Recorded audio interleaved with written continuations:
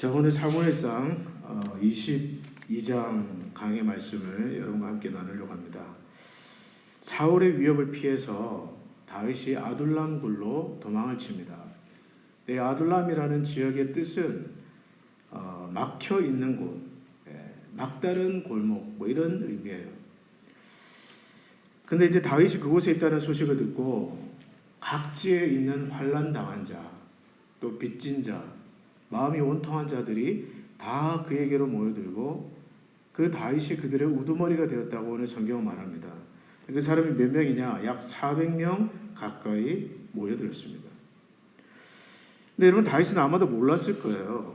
왜 사람들이 자기를 찾아오는지, 왜 환난 당한 자, 빚진 자들, 마음이 온통한 자들이 다 자기에게로 몰려오는지 아마 구체적으로 몰랐을 거예요. 근데 하나님은 그것까지 다 셈하고 계셨습니다. 무엇이냐? 그들을 통해서 다윗에게 필요한 사람들을 보내심으로 다윗의 때를 하나님이 준비하고 계셨던 거예요.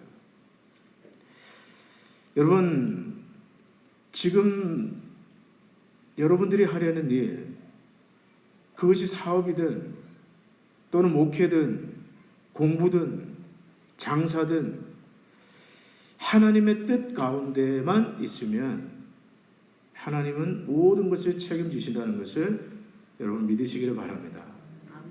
겉으로 보면요, 안 되는 때가 있어요. 지금 여러분 다윗은 도망 중입니다. 겉으로만 보면 안 되는 것처럼 보이고 또 그 일을 진행하는 과정 속에서 자꾸 시험을 만납니다. 또 기도 제목들을 계속해서 만나게 됩니다. 오늘 다윗처럼 점점 높이 올라가는 게 아니라 막다른 골목, 아둘람으로 내려가는 그런 일이 생길 수 있어요. 그런 중요한 것은 무엇입니까? 지난 시간 살펴봤던 것처럼 다윗은 하나님의 뜻 가운데서 지금 고난을 통과하고 있는 거예요. 하나님의 뜻 가운데서 지금 시련을 통과하고 있는 거예요. 때문에 하나님께서 함께 하시는 사인을 보여주시는데, 비록 다윗은 도망치고 있었지만 마치 여러분 눈송이가 점점 굴려 내려가면서 큰 눈덩이로 불어나듯이 다윗은 정말 산비탈 아래로 점점 굴려 내려져 가고 막다른 골목에까지 이르렀지만 하나님께서는 사람들을 붙여주심으로 다윗의 영향력을 크게 만들어주고 계신 거예요. 때문에 저는 저와 여러분들이 무엇을 하든지 심지어 그것이 고난이라 할지라도 하나님의 뜻 가운데서 행하시기를 바랍니다. 그게 잘 되는 길이에요. 그게 잘 되는 길입니다. 다윗은 자기의 부모님들과 함께 모압 지방으로 갑니다. 네, 여러분, 이 모압의 미스베라는 지역으로 가서 모압 왕에게 한 가지 부탁을 하는데 3절로 5절을 다시 한번 읽어보시겠어요? 3절부터 5절까지 다 같이 읽습니다. 시작.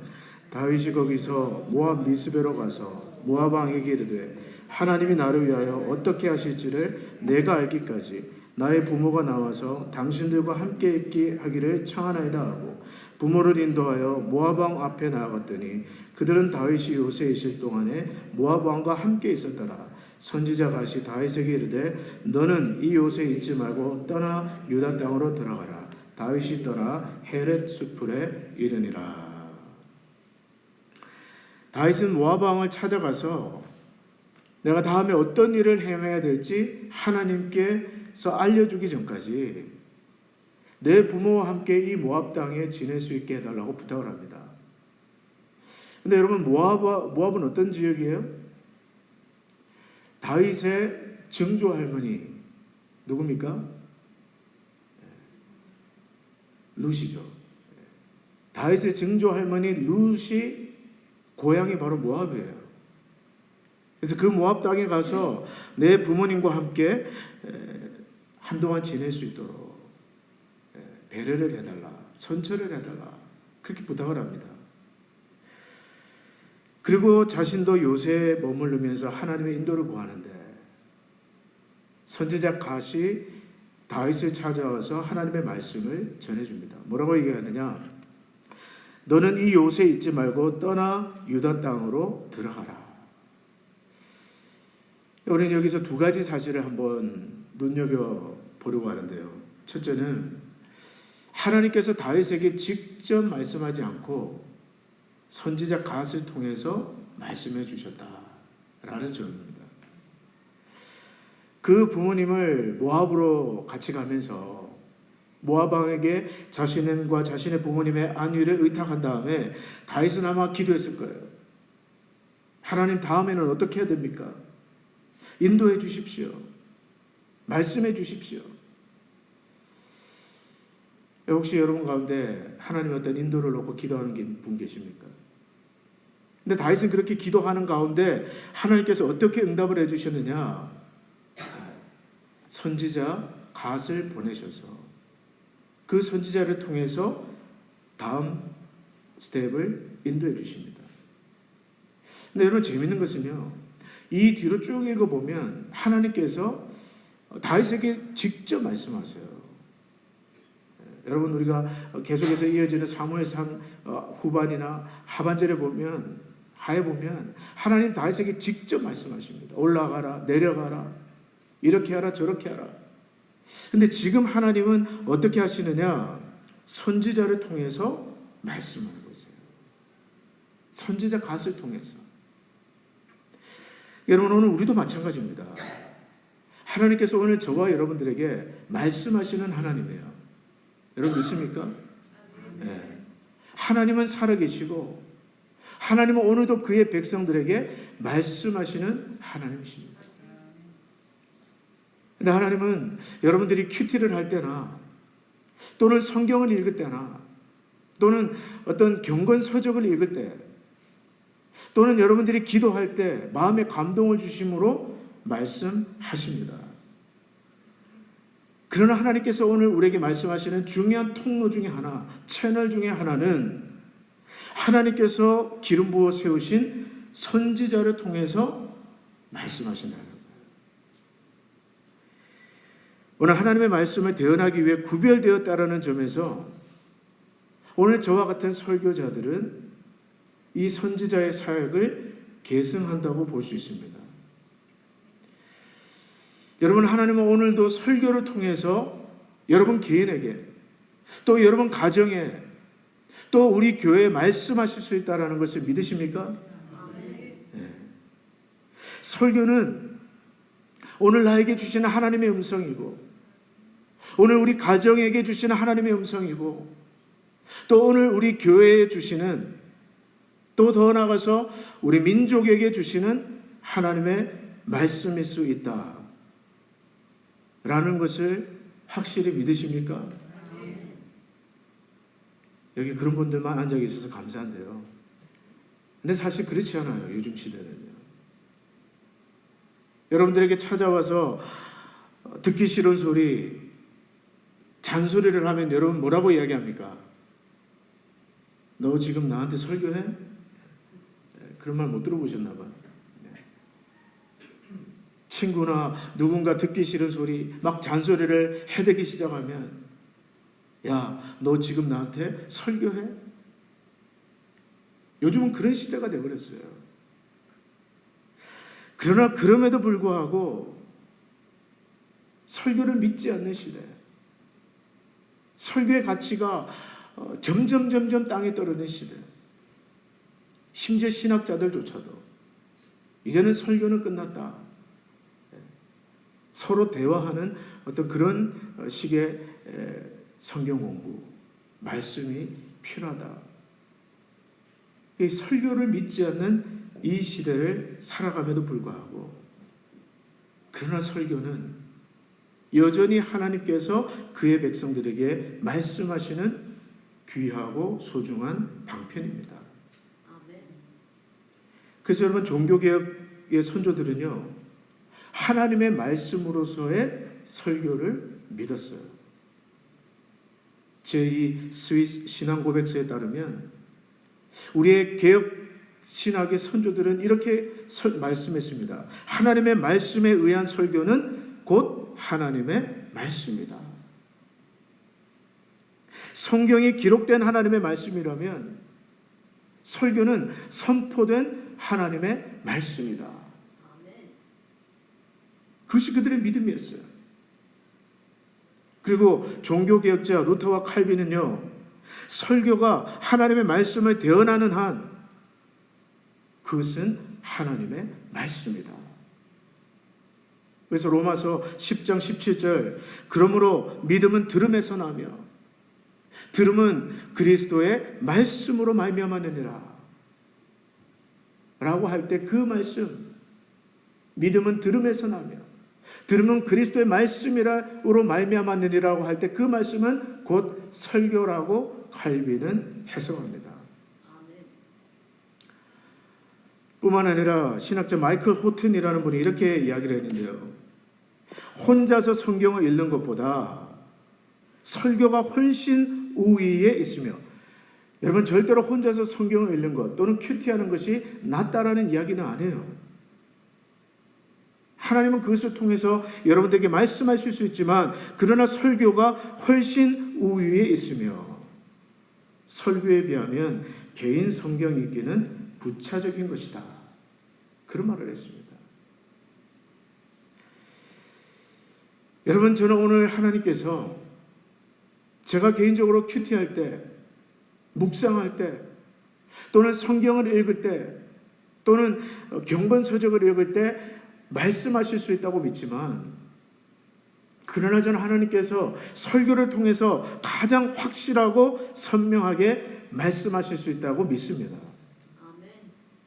때문에 저는요, 설교를 하고 있지만, 매일매일 설교를 하며 살지만, 또 동시에 저는 설교를 듣습니다. 다른 분들의 설교를 들어요. 오늘 오후에도 제가 45분짜리 설교, 다른 목사님의 설교 한 편을 들었고요. 어제도 요세미티에서 돌아오는데 한쪽에다가 저 리시버를 꽂고 어떤 분의 설교를 듣고 왔습니다. 왜 듣느냐? 하나님께서 오늘도 설교를 통해서 말씀해 줄 수 있다고 믿기 때문에.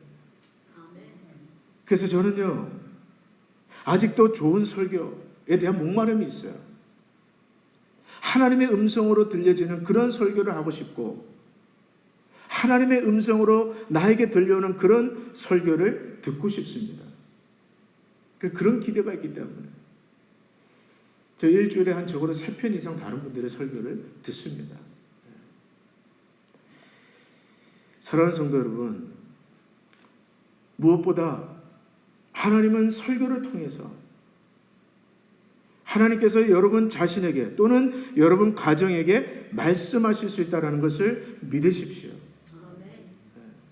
설교를 믿으세요.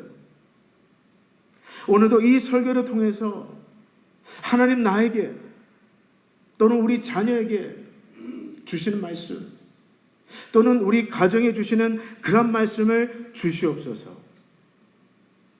그런 기대감을 가지고 말씀을 들을 수 있는 여러분들이 되시기를 바랍니다. 다윗에게 하나님 직접 말씀하실 수도 있는데도 불구하고 하나님은 그의 종을 통해서 그에게 말씀하세요. 때문에 여러분들은 여러분들 위해 세워진 설교자를 위해서 또한 기도하셔야 됩니다. 굉장히 중요한 포인트예요. 하나님께서 그 교회 보낸 설교자 또는 목자를 미워하면서 싫어하면서 동시에 은혜를 받을 수는 없습니다. 물론 목회자도 잘해야 되죠. 목사도 잘해야 됩니다. 그러나 여러분들 위해 세워진 설교자를 위해서 기도하고 그 설교자들을 최선을 다해서 사랑하려고 노력하세요. 무엇을 위해서요? 여러분 자신의 영혼을 위해서. 사람은요, 자기가 좋아하는 사람에게 가장 잘 배웁니다. 교육의 법칙이에요. 자기가 좋아하는 사람한테 가장 잘 배워요. 오늘 이 선지자 갓을 통해서 다윗은 하나님의 음성을 듣습니다. 어떤 음성이냐? 그 모압에 너는 이 요새에 있지 말고, 이 모압의 요새에 있지 말고 떠나 유다 땅으로 들어가라. 제가 주목해보고 싶은 것이 바로 이 두 번째 이 예언의 내용인데요.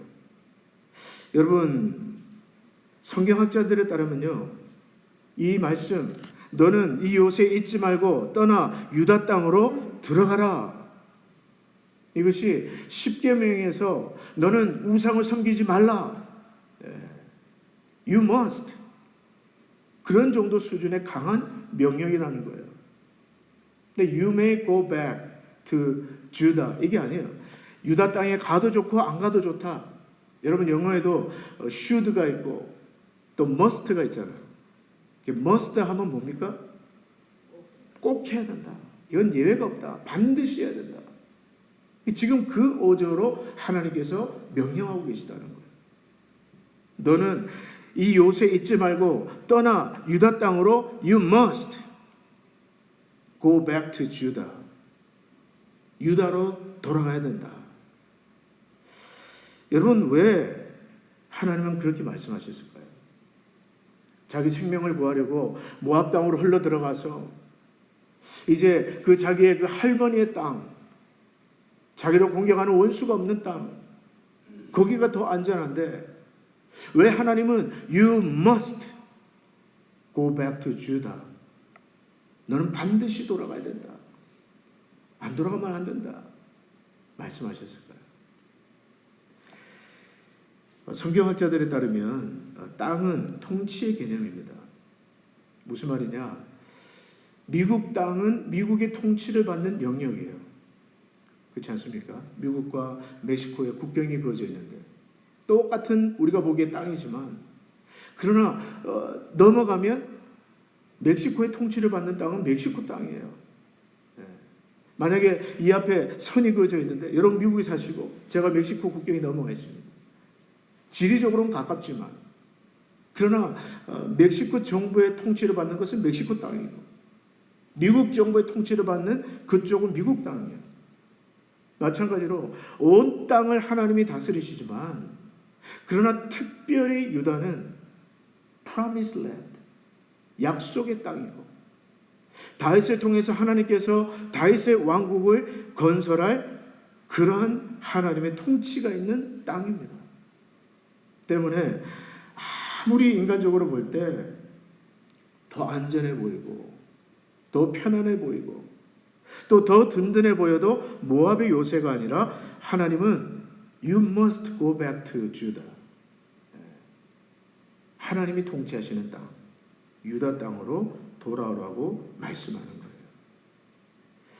이것을 조금 다르게 표현하면요, 하나님은 우리에게 무엇을 원하시느냐, 하나님은 저와 여러분들에게 무엇을 원하시느냐, 조금은 불안정하고 또 조금은 막막해 보일지라도 하나님은 저와 여러분들이 하나님을 의지할 수밖에 없는 환경에서 사는 것, 그것을 더 원하신다는 것을 알 수 있습니다.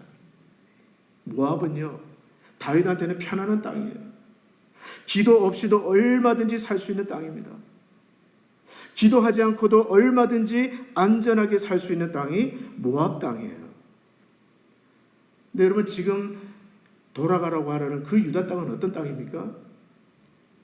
하루라도 기도하지 않으면 살 수 없는 땅이에요. 하루라도 다윗이 기도하지 않으면 편하게 살 수 없는 땅, 견딜 수 없는 땅, 불안한 땅, 두려운 땅이에요. 근데 하나님은 왜 돌아가라고 하십니까? 목적이 뭐예요? 그곳에서 내가 너를 지키는 것을 네가 경험하기를 나는 원한다. 내가 너의 하나님이 되고, 내가 너의 아버지가 되고, 내가 너를 보호하는 보호자라는 것을 그곳에서 내가 경험하기를 나는 원한다. 그것이 다윗을 향한 하나님의 마음이었습니다. 오늘 여러분들도 마찬가지입니다. 혹시 여러분들 가운데 지금 내 삶이 기도 없이는 하루도 살 수 없는 그런 상황에 계신 분이 계십니까? 여러분 하루 한번 마음으로 손들어 보세요. 나는 지금 날마다 하루라도 기도하지 않으면, 우리 안중근 의사께서 일일 부독서면 구중생형극이라, 하루라도 내가 책을 읽지 않으면 내 입에 가시가 돋는다, 그런 말씀하셨는데, 여러분 하루라도 내가 기도하지 않으면 내 마음에 가시가 돋습니다. 나는 견딜 수 없습니다. 나는 살아갈 수 없습니다. 혹시 그런 분 계십니까? 그런 분 계시면 여러분 지금 그 삶이 사람 보기에는 아무리 초라해 보이고 또 사람 보기에는 좀 구질구질해 보일 수도 있지만, 그러나 그 삶의 자리가 가장 복된 자리로 여기시기를 바랍니다. 왜냐하면 그 자리에서 우리는 하나님을 만나기 때문에 그래요. 하나님이 우리를 만나주시기 때문에 그렇습니다. 때문에 여러분 시편 118편 8절에서 9절에 이렇게 말합니다. 여호와께 피하는 것이 사람을 신뢰하는 것보다 나으며, 여호와께 피하는 것이 고관들을 신뢰하는 것보다 낫도다. 모압 땅은 다윗에게 굳이 기도하지 않아도 편하게 안전하게 살 수 있는 땅이었지만, 하나님은 너는 이 요새 잊지 말고 떠나 유다 땅으로 돌아가라. You must go back to the Judah. 왜 그렇게 하셨습니까? 날마다 하나님을 의지하며, 다윗이 하나님, 나는 기도 없이는 하루라도 이 땅에서 살 수 없습니다. 난 하나님을 오늘도 의지할 수밖에 없습니다. 그런 고백을 받으시기를 원하시기 때문에 그렇습니다. 제가 오늘 이 말씀 묵상하는데, 내가 지금 제대로 가고 있구나, 그런 생각을 해봤어요. 저 자신에게 주시는 하나님의 음성으로 들렸습니다. 무슨 말이냐? 여러분들 목회가 어떠냐고 물으시면, 제가 이제 한 4년째, 지금 3년 반째 목회를 하고 있는데요. 참 감사해요. 이번 여름을 돌아보면서도 참 많은 사역들이 있고 또 많은 일들이 있었지만, 모든 것 가운데서 정말 성도님들이 열심히 일하고, 모든 행사가 EM 수련회든 어른들의 수련회든 소풍이든 여행이든 뭐든 한 사람도 다치지 않고 안전하게. 여러분 교회 일이 그렇습니다. 저도 어제 운전하고 오면서 참 사실 기도하는 마음으로 왔어요. 사슴이 튀어나지 않도록. 사실 요세미티에서는 그런 기도를 했습니다. 주님, 곰 한 마리 보게 해주세요. 누군가 곰을 보고 싶다고 해서 주님, 곰 한 마리 보고 올 수 있게 해주세요. 근데 그 응답이 안 됐어요. 근데 밤에 운전하고 오면서 여러분 395면 얼마나 깜깜합니까? 얼마나 위험해요. 얼마나 짐승들이 많이 다닙니까? 근데 눈먼 곰이라도 한 마리 튀어나오거나 말이라도 한 마리 정신없이 그냥 막 튀어나오거나 이러면 큰일 나잖아요. 사실 기도하는 마음으로 왔습니다. 주님, 우리들이 지켜주십시오. 보호해 주십시오.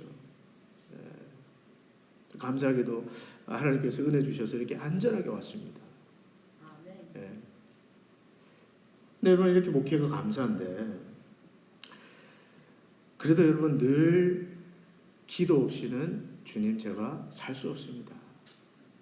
사실 저는 그런 마음으로 목회해요. 하루라도 내가 기도하지 않으면 살 수 없습니다. 언제 어디서 어떤 일이 터질지 모르기 때문에 그래요.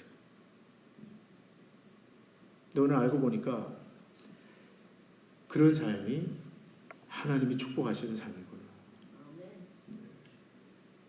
하나님이 우리에게 원하시는 삶이구나. 여러분 기도 안 해도 내가 편한 거 너무 좋아하지 마세요. 하나님 기뻐하는 삶이 아닙니다. 저는 여러분들이 하루라도 내가 기도하지 않으면 내 입안에 가시가 돋칩니다. 그런 고백이 있으시기를 축복합니다. 일부 독도면 구중생형극이라. 하루라도 내가 기도하지 않으면 내 입안에 가시가 돋치는 삶, 하나님께서 지금 다윗을 몰아가고 있는 삶이라는 것을 기억하십시오. 우리 7절과 8절 한번 읽어볼까요? 7절과 8절 같이 한번 읽습니다. 시작. 사울이 곁에 선 신하들에게 이르되 너희 베냐민 사람들아 들으라.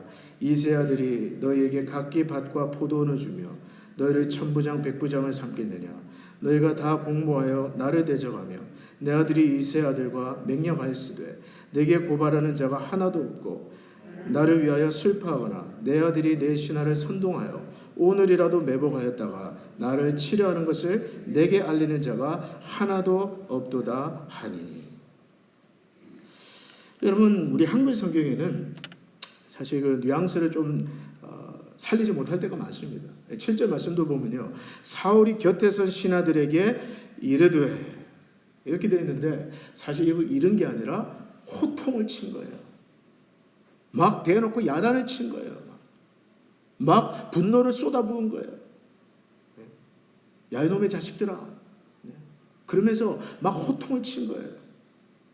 근데 여러분, 왜 지금 호통을 치고 있느냐? 지금 사울의 생각이 뭐냐? 여러분, 그걸 잘 살펴볼 필요가 있어요. 8절 말씀에 보면 사울은 이렇게 말합니다. 너희가 다 공모하여 나를 대적하며. 다 짰다는 거예요. 너희가 다 짰다는 거예요. 그래서 역적을 지금 역모를 꿈꾸고 있다는 거예요.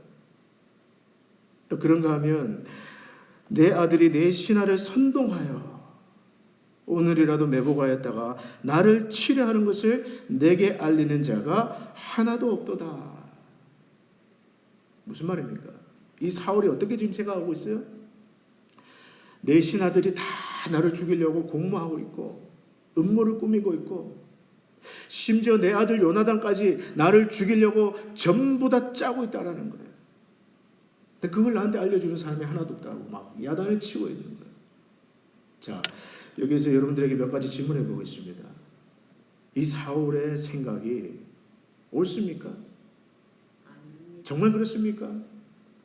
정말 지금 사울의 신하들이 사울을 죽이려고 작당을 하고 있습니까? 사울의 아들 요나단이 자기 아버지를 죽이려고, 그래서 자기가 왕이 되려고 자기 신하들과 지금 짜고 있습니까? 네. 오늘 여기 사람은 우리 문장모님 한 분밖에 안 계신 것 같아요. 다 의자들을 향해서 제가 설교하는 것 같습니다. 지금 사울이 분노하는 이유는요, 잘못된 신념 때문에 그렇습니다. Distorted thinking, 왜곡된 신념 때문에 그래요. 그 플러신학교의 그 상담 심리학자 중에 아치볼트 하트라는 교수님 계세요. 제가 그분의 책을 좋아해서 그분의 책을 많이 읽었는데 그분이 그런 말을 합니다.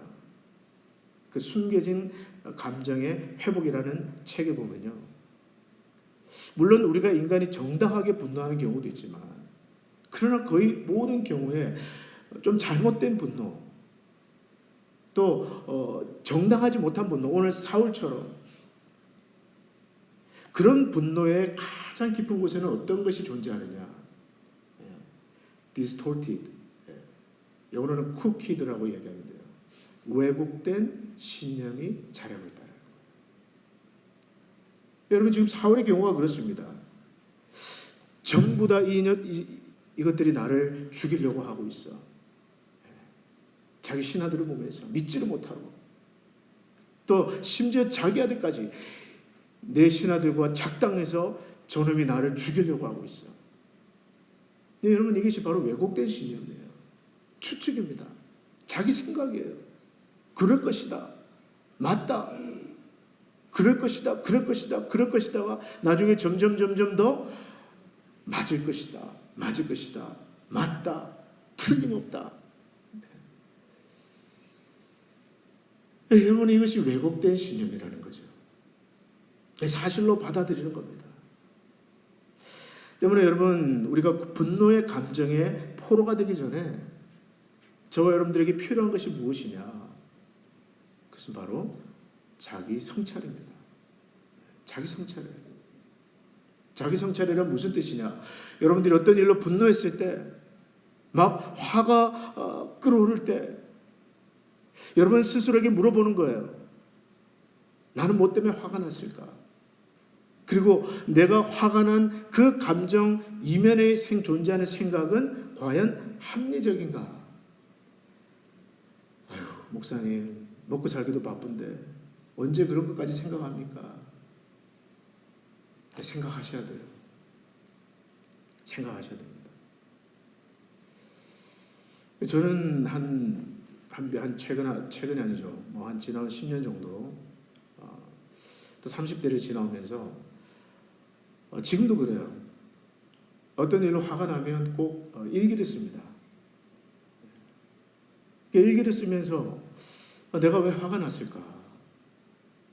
또 어떤 생각 때문에 화가 났을까? 또 그 화를 표출하는 방법이 과연 정당했나? 꼭 그렇게까지 해야 됐나? 이런 것들을 성찰합니다. 제가 특별히 이렇게 좀 화가 많이 날 때가 있는데요. 그때가 언제냐면 애들이 싸울 때예요. 애들이 자기들끼리 싸울 때. 근데 오늘도 이제 제가 교회 오려고 이제 샤워하고 딱 준비를 하고 있는데 저희 집 3번, 4번이 싸움을 하더라고요. 4번이 막 억울해하면서 막 울면서 막 또 저한테 오는 거예요. 저도 모르게 그냥 막 좀 짜증이 나더라고요. 그래서 울지 마. 왜 울어? 울지 마. 4번한테. 근데 그렇게 하고 난 다음에 곧 제가 이건 아니지. 그래서 이제 가서 이제 안아주고 왜 그랬어? 누구 때문에? 누가 울렸어요? 3번이더라고요. 3번 저 혼나야 되겠네. 그러면서 막 이렇게 혼내는 신용을 하고 감정을 읽어줬어요. 감정을. 그러니까 또 금방 또 마음이 풀려가지고 막 자기 자리로 돌아가더라고요. 사실 어떤 신념이 있습니까? 애들은 울면 안 돼. 사실 여러분 그 캐롤송이 잘못된 겁니다. 울면 안 돼. 우리 여기 막 쇠뇌가 당해가지고 울면 안 되는 것처럼 막. 산타 할아버지가 선물을 안 준다는 둥 막. 근데 어른도 마찬가지고 애들도 마찬가지고 여러분 울어도 괜찮아요. 울어도 괜찮아요.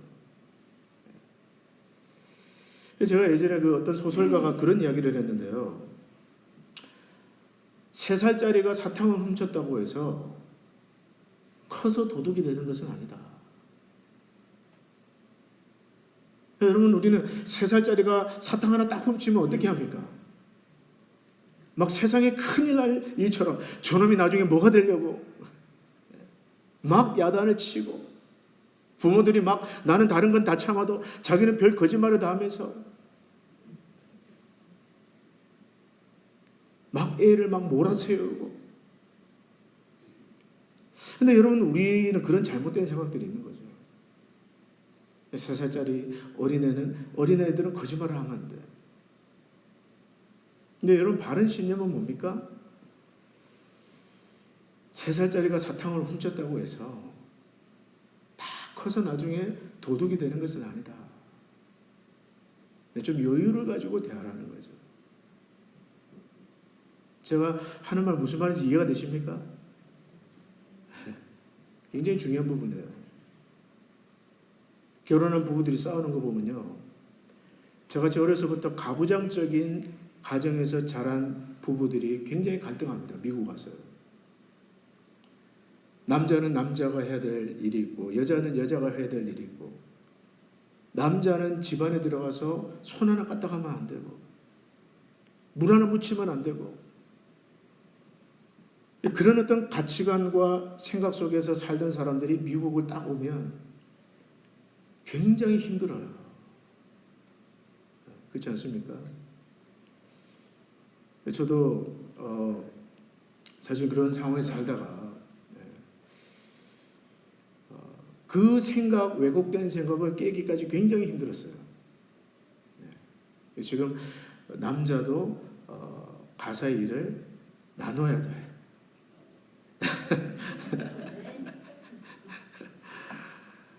그래서 지난 주일에도 제가 아무 스트레스 받지 않고 아침에 제가 입는 이 와이셔츠를 다리고 제가 직접 입고 왔고요. 또 이틀 전에도 제가 운동화를 4개를 빨았어요. 뭐 여기 앉아 계시는 우리 남자 성도님들 저보다 훌륭하시기 때문에 다 잘하시리라고 믿지만 저도 제 운동화 빨고 제 아는 운동화 빨고 넘버 3 운동화 빨아주고 이게 그냥 된 게 아니고요. 성찰의 결과입니다.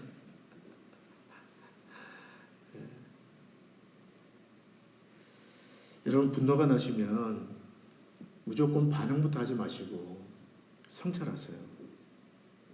바둑을 두면 다 두고 난 다음에 뭘 합니까? 마지막에 복기를 하잖아요. 하나씩 하나씩 다시 돌아가서 어디에서 뭐가 잘못됐고 다 복귀하잖아요. 여러분 감정을 복귀하십시오.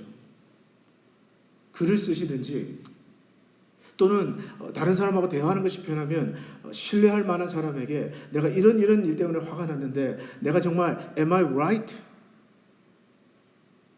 내가 정말 정당하냐? 한번 물어보세요.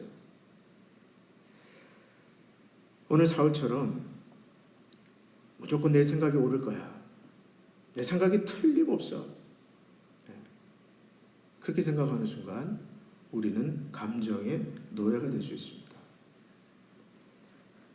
여러분 기도하시는 가운데 또는 말씀을 묵상하시는 가운데 여러분 오늘 하루 무엇 때문에 화가 나셨습니까? 또 오늘 하루 무엇 때문에 분노하셨어요? 오늘 주무시기 전에 꼭 여러분의 감정을 복귀하시고 이 감정을 다 노예가 되지 마시고 자유케 되시기를 진리를 알지니 진리가 너희를 자유케 하리라는 주님의 말씀대로 자유를 얻으시기를 바랍니다. 한 가지만 더 말씀을 나눌게요. 오늘 이 사울이 에돔 사람 도액이라는 자의 이 굉장히 악하고 잔인한 인간입니다. 다윗이 그 사울을 피해서 도망치어서 그 노베 제사장의 그 성전에 숨어들었을 때 다윗이 했던 모든 그 아히멜렉과의 대화를 이 도액이 다 엿듣고 있었어요. 그리고 지금 이 도액이라는 에돔 사람이 사울에게 모든 것을 다 이야기하는데 왕이시여 내가 그때 다윗과 아히멜렉 제사장 아히멜렉과 하는 이야기를 다 들었습니다. 그런데 내가 보니까 저 제사장 아히멜렉이 다윗이 떡을 달라니까 떡을 주고 다윗이 칼을 달라니까 칼을 내주더이다. 여러분 다 사울이 어떻습니까? 안 그래도 분별력이 없는데 안 그래도 그냥 눈이 돌아갔는데 그 이야기를 들으니까 막 미친 듯이 화가 나는 거예요. 당장 가서 노베 가서 아히멜렉과 제사장들을 다 잡아와라. 그리고 막 제사장들을 데리고 와서 추궁하기 시작하는 거예요. 네가 다윗이 어떤 놈인 줄 알고 그놈과 작당해서 나를 죽이려고 하느냐. 여러분 제사장 아히멜렉 입장에서 보면 정말 미치고 팔짝 뛸 노릇이죠. 자기는 아무것도 모르고 다윗이 못 먹었다고 하니까 떡을 준 것뿐이고 급하게 나온다고 칼을 못 가져갔다니까 칼을 준 것뿐인데 아무것도 모르는 거죠. 네 사울이 뭐라고 얘기하느냐. 아히멜렉아 너는 정령 죽을 것이다. 너만 아니라 내 아비의 온 집도 죽을 것이다. 여봐라. 저기 있는 제사장 아히멜렉과 그 모든 제사장들을 다 칼로 쳐 죽여라. 완전히 김정은 같은 짓을 하고 있는 거예요. 그런데 이제 자기 신하들이 여러분 여호와의 제사장을 어떻게 죽입니까? 여호와의 기름 부음 받은 제사장을 어떻게 감히 함부로 죽일 수가 있겠어요? 막 주저주저 하고 있으니까 이 사울의 에돔 사람 도액에게 너는 돌아가서 제사장들을 죽이라. 이 악인 중에 악인 도액이 어떻게 하느냐? 그 길로 노베 가서 제사장 85명을 칼로 쳐 죽이고, 그 제사장들뿐만 아니라 제사장의 아내들과 어린 아이들과 젖 먹는 아이들과 소와 나귀와 양까지 다 칼로 쳐 죽이는 거예요. 그래서 제가 궁금하지 않습니까? 이 도액을 하나님 어떻게 하셨을까? 이 성경 찾아보니까 어떻게 했다는 얘기는 안 나오더라고요. 혹시라도 이 성경 과외에 기록이 있을까 생각해서 제가 찾아봤는데 오늘까지는 못 찾았습니다. 혹시 제가 찾게 되면 제가 여러분들에게 말씀드릴게요. 근데 그 일을 지시한 사울은 어떻게 됐는지 제가 압니다. 사무엘하 31장 마지막 장에 가보면요, 사울 어떻게 되느냐. 블레셋과 싸우다가 중상을 입고 결국은 자기 칼에 자기가 엎드러져서 자살을 합니다. 그리고 블레셋 사람들이 사울의 머리를 잘라서 그의 시체는 성벽에다가 박아두고 온 천하의 구경거리와 웃음거리가 되게 해요. 하나님을 두려워하지 않는 사울을 하나님이 그렇게 심판하신 거예요. 저는 오늘 여기에 설교하는 저와 이 말씀을 듣는 여러분, 그리고 우리 리너하는 장로교 모든 성도님들이 여호와를 경외하는 그러한 성도들 될 수 있기를 축복합니다. 여러분, 하나님을 경외한다는 건 무슨 뜻이에요? Fear the Lord. 경외한다는 것은요, 사랑과 두려움의 복합적인 감정이에요. 이게 mixed feeling입니다. 한편으로는 사랑하면서 또 한편으로는 두려워하는 것, 한편으로는 친밀하게 여기고 친구처럼 가까이 하지만 한편으로는 어려워하는 것, 그게 하나님을 경외한다는 뜻이에요. 여러분, 저와 여러분들이 왜 하나님을 경외해야 됩니까? 한편으로는 주님을 친구처럼 속삭이기도 하고 미주알 고주알 이야기도 하고 내 마음에 있는 모든 걸 다 털어놓기도 하고, 그러나 또 다른 한편으로는 하나님을 두려워하고, 무서워서 벌벌 떨라는 얘기는 아닙니다. 하나님을 어려워하고. 왜 그렇게 해야 돼요? 우리가 하나님을 두려워하기 시작할 때, 하나님의 백성들이 하나님을 진정으로 두려워하기 시작할 때, 비로소 하나님의 백성들이 하나님의 백성답게 살 수 있기 때문에 그렇습니다. 여러분, 이게 굉장히 중요한 포인트예요. 사울이 여호와의 제사장들을 죽였다라는 것은 그에게 하나님을 향한 두려움이 조금도 남아있지 않다는 뜻이에요. 그러니까 그런 짓까지 할 수 있는 거예요. 하나님을 두려워하지 않으니까. 여러분, 저는요, 하나님을 정말 사랑하려고 하고 날마다 하나님의 영으로 충만받으려고 하고 정말 하나님과 친밀한 그 교제를 나누기도 원하지만, 그러나 정말 저는 한편 하나님이 두렵습니다.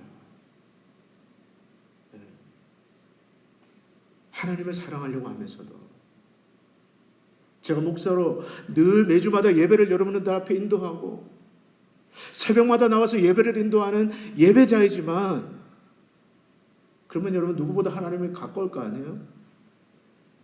근데 하나님이 두려워요.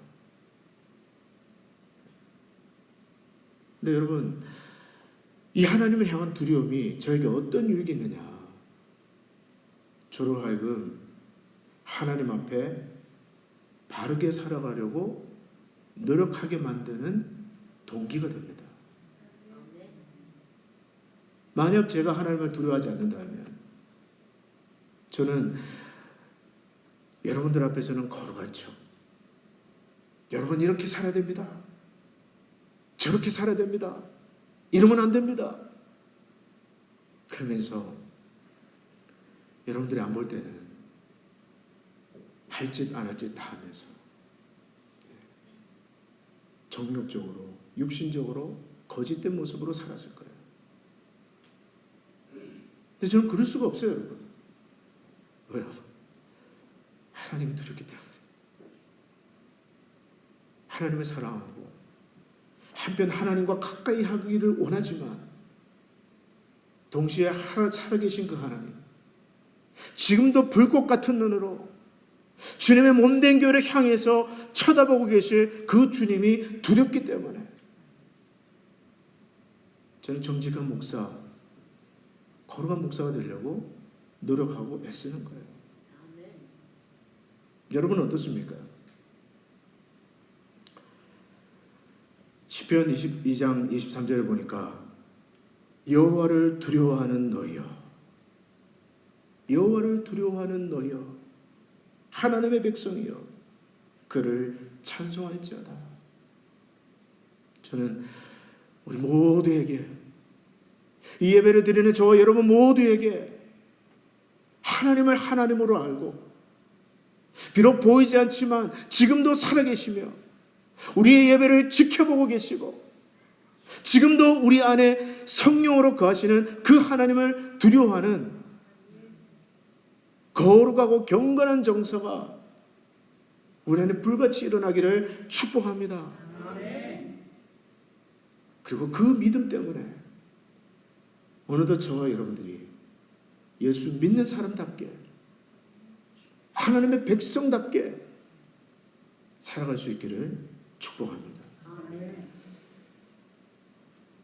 비록 다윗이 도망자로서 지금 도망을 치고 있지만, 그러나 그가 받는 고난은 하나님의 뜻 가운데 받는 고난이었고, 하나님께서는 다윗을 기적같이 인도하고 계시는 것을 볼 수 있습니다. 그 이야기는 다음 시간에 계속하고요. 오늘은 여기까지. 오늘도 여러분 하나님은 살아계십니다. 저 여러분들을 주목하고 계신다는 것을 기억하시면서 하나님을 경외하는 가운데 하나님의 백성답게 살아가게 되시기를 주 이름으로 축복합니다. 기도하겠습니다. 이 시간에 우리 같이 한번 통성으로 함께 기도하기를 원합니다. 오늘 들은 말씀을 생각하시면서 정말 사울은 하나님을 두려워하는 마음 없이, 그 마음이 없었기에 하나님의 제사장들을 무참히 살해하고 또 하나님 보시기에 악한 일을 행하였던 것을 기억합니다. 오늘 우리 하나님은 정말 살아계신 하나님, 죄와 악을 미워하시는 하나님, 형벌받을 자를 결단코 면제하지 않으시는 거룩한 하나님이신 것을 기억하면서 주님을 두려워함으로 하나님 내 안에 또 우리 안에 하나님의 백성다운 거룩함을 이루어가게 달라고 이 시간 통성으로 함께 들은 말씀 생각하면서 기도하도록 하겠습니다. 다 같이 한번 기도하겠습니다. 하나님 아버지, 은혜를 감사합니다.